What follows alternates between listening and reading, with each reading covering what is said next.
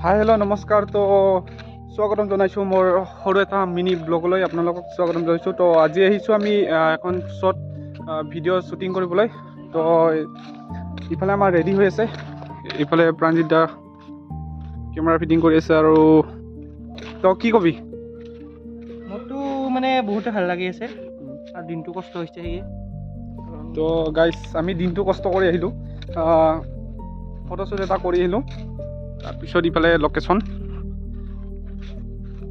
তো ফাইনেলি আমাৰ camera ready হৈ গ'ল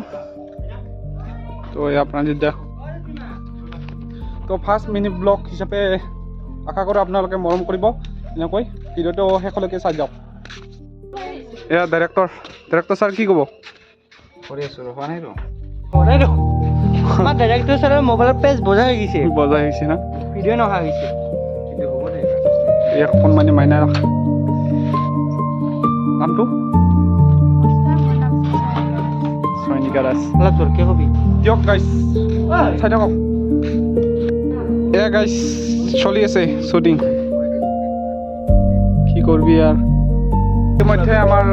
এটা শ্বট শেষ হৈ গ'ল গাইছ তো এয়া মানে এণ্ট্ৰিটো আমাৰ চলি আছে একজেক্ট মানে চলি আছে ইভাগে লোকেশ্যনত চলি আছে এনেকৈ গাইজ চলি আছোঁ আৰু